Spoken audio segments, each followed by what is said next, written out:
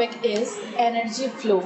The transfer of energy from one tropic level to another tropic level is called energy flow.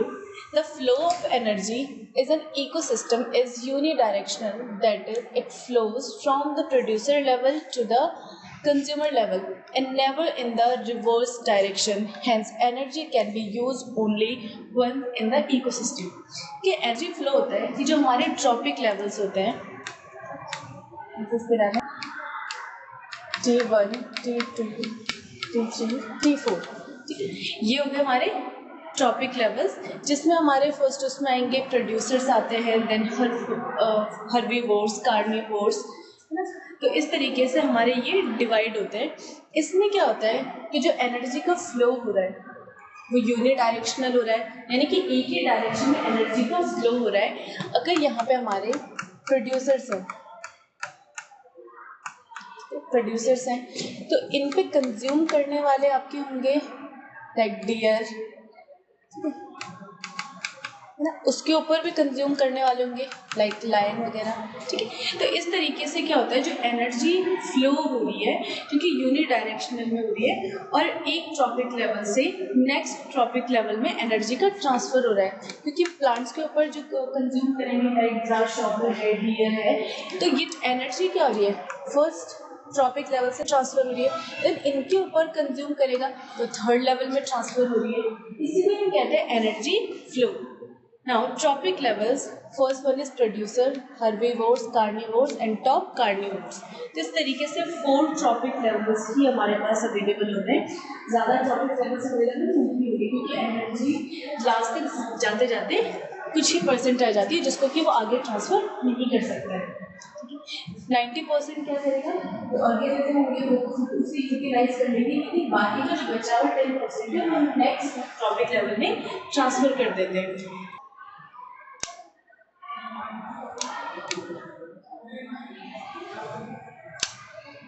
So first, producers. These are organisms in the ecosystem that generate the food and energy with the help of sunlight, oxygen and all the abiotic components. The main producers of the ecosystem are plants. तो producers होते हैं जिसमें हमारे plants आते हैं, यानी कि जो अपना food खुद से बना सकते हैं उनको हम बोलेंगे producers. Now second, consumer. These are organisms that takes their from the food that is made by the producer.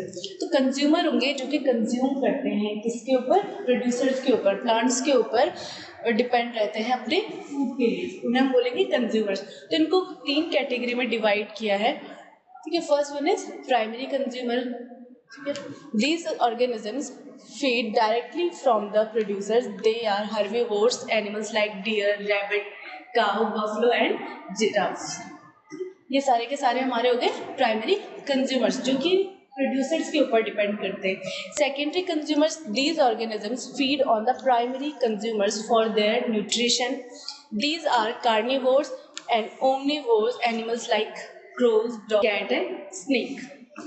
इसमें ये क्या होता है, जो सेकेंडरी कंज्यूमर होगा प्राइमरी कंज्यूमर पे फीड करेगा, टर्सरी कंज्यूमर होगा वो सेकेंडरी पे फीड करेगा। तो इस तरीके से ये अलग अलग लेवल में जो ऑर्गेनिजम्स होते हैं ये एक दूसरे पे अपने फूड के लिए डिपेंड करते हैं। फर्स्ट आता है इसमें food chain. Food chain, the chain of organisms which involves the transfer of energy from one tropic level to the next tropic level is called food chain, or a food chain is series of organisms in which transfer of energy takes place in the form of food from one organism to another organism, ठीक है। Food chain है यानी कि जो हमारे food है उसकी एक चेन बनती है, ठीक है, जिसमें एनर्जी हो रहा है। एनर्जी का ट्रांसफर कब होगा, जब वो एक दूसरे के ऊपर फीड करेंगे। जैसे कि हमारे फर्स्ट उसमें है ग्रास, ठीक है, ग्रास है यानी कि हमारे क्या है प्रोड्यूसर्स हैं, ठीक है। अब ग्रास के ऊपर डिपेंड रहने वाले यानी कि इनके ऊपर जो फीड करता है वो होगा हमारा ग्रास शॉपर, ठीक है। ग्रास शॉपर क्या करता है, घास खाएगा, है ना। तो एक ग्रास के ऊपर फीड करेगा और ग्रास शॉपर के ऊपर फीड करने वाले होंगे लिजर्ड एंड इसके ऊपर फीड करेगा हॉग। तो ये जो एनर्जी का ट्रांसफर हो रहा है इस डायरेक्शन में हो रहा है कि ग्रास के ऊपर फीड करेगा ग्रास शॉपर के ऊपर लिजर्ड और उसके ऊपर हॉक। तो ये जो एनर्जी का ट्रांसफर हो रहा है यूनि डायरेक्शनल हो रहा है, यानी कि एक ही डायरेक्शन में होगा।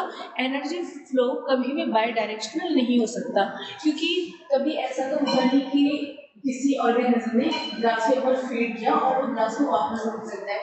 अगर लिजर्ड ग्रास शॉपर को खाएगी तो लिजर्ड ग्रास शॉपर को वापस नहीं खींच सकती है ना, क्योंकि एनर्जी फ्लो क्या होता है, हमेशा यूनि डायरेक्शनल ही होता है, एक ही डायरेक्शन में होने वाला फ्लो है। और इसको ही हम क्या कहते हैं, फूड चेन कहते हैं, कि एक दूसरे पर डिपेंड रहने वाले और एक चेन फॉर्म कर रहे हैं, this is known as food chain. ठीक है, तो जो फूड चेन है ये हमारे पास टू टाइप्स है। First one is grazing food chain, second is detritus food chain.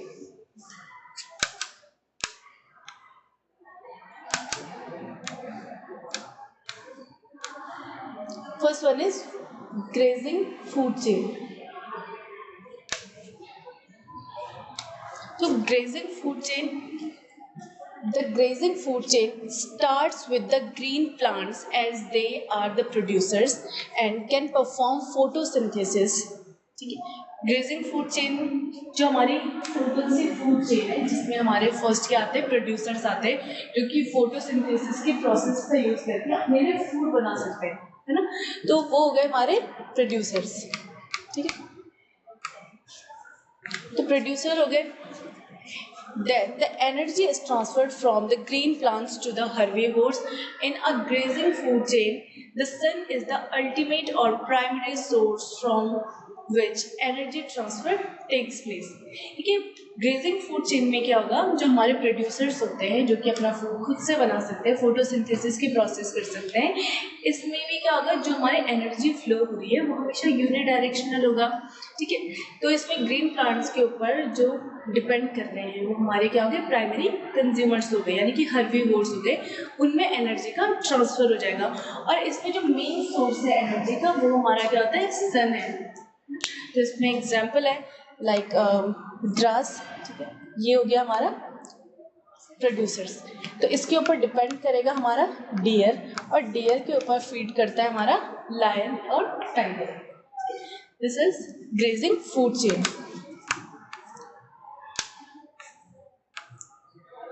Next is detritus food chain.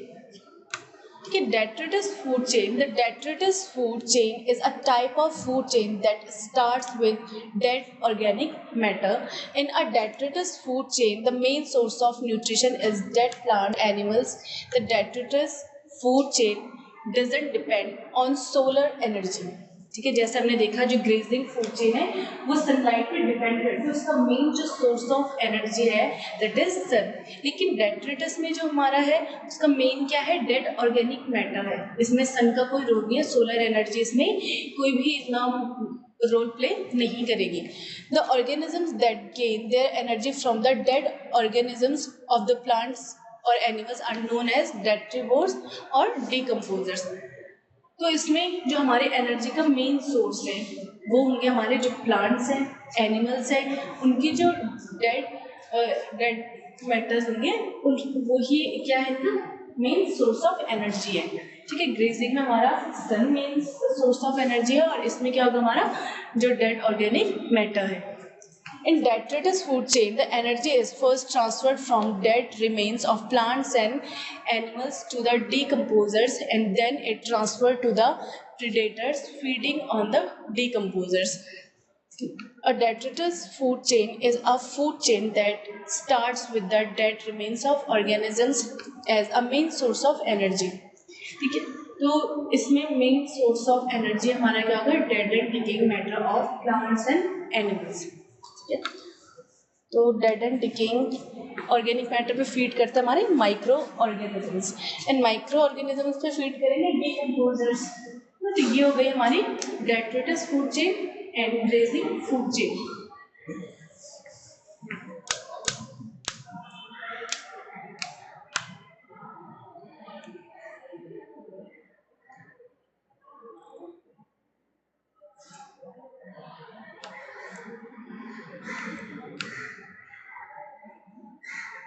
Now next is law of 10% energy transfer in ecosystem. इसे हम बोल सकते हैं 10% law. This law states that only 10% of the energy is transferred from one tropic level to the next higher tropic level.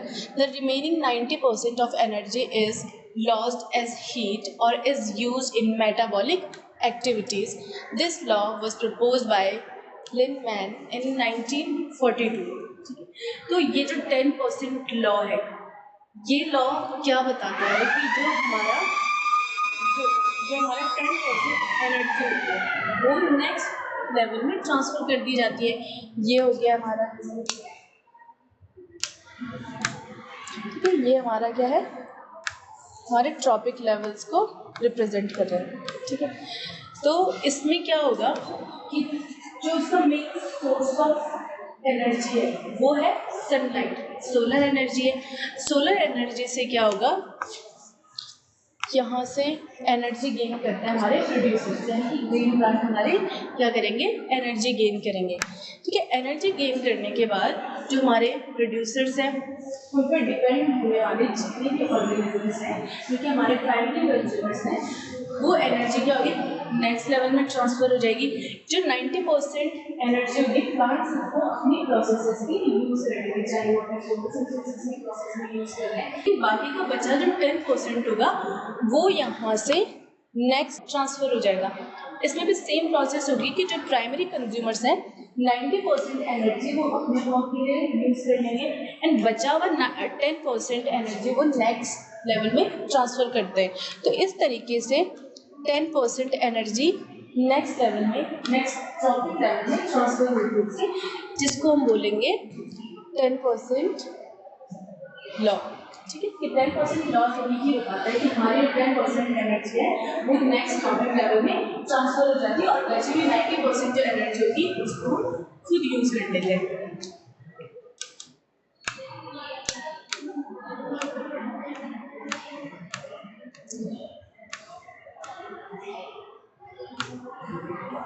Next is food web. Food web forms in an ecosystem where a number of food chains interconnected with each other, forming a web-like pattern. ठीक है, food web हो सकता है, web means जाल, ठीक है। तो जो हमारी फूड चेन्स होती हैं जब वो आपस में इंटरकनेक्ट हो जाती है, यानी कि एक की जो सोर्स है उस पर बहुत सारे ऑर्गेनिजम्स डिपेंड करते हैं फॉर देयर न्यूट्रिशन। जैसे कि ग्रास के ऊपर डीयर भी फीड करेगा, काऊ भी फीड करेगा और ग्रास शॉपर फीड करेगा, रैबिट फीड करेगा। तो ये क्या है, अलग अलग ऑर्गेनिजम्स यानी एक ही जो सोर्स ऑफ न्यूट्रिशन है, सोर्स ऑफ फूड है, उस पर डिपेंड कर रहे हैं। तो जो ये सारी फूड चेन होती है ये आपस में एक वेब लाइक स्ट्रक्चर फॉर्म करती है, इंटरकनेक्टेड हो जाती है और इसको ये बोलते हैं फूड वेब। फॉर एग्जाम्पल यहाँ पे हमारी ग्रास है, ठीक है, ये हो गया आपके प्रोड्यूसर्स। कि अब प्रोड्यूसर्स पे डिपेंड करने वाले कितने ऑर्गेनिजम्स हैं, आपका ग्रास शॉपर हो गया है, माउस हो गया और रैबिट, ठीक है। तो एक ही सोर्स पे 3 ऑर्गेनिजम्स डिपेंड कर रहे हैं, grass shopper, mouse and rabbit. अब जो हमारा ग्रास शॉपर है इस पर डिपेंड करेगा आपका फ्रॉग एंड बर्ड, ठीक है। और जो हमारा माउस है इस पर डिपेंड करता है आउल, हॉक एंड फॉक्स। और रैबिट पे डिपेंड करेगा आपका फॉक्स एंड हॉक, और फ्रॉग पे डिपेंड करेगा आउल एंड स्नेक। बाकी जो आपका बर्ड है, स्नेक किसको खा सकता है और स्नेक को हॉक। तो ये देखिए है तो कितने सारे ऑर्गेनिजम्स हैं जो एक ही सोर्स पे डिपेंड कर रहे हैं, आपस में इंटरकनेक्टेड हैं, इसको बोलते हैं फूड वेब।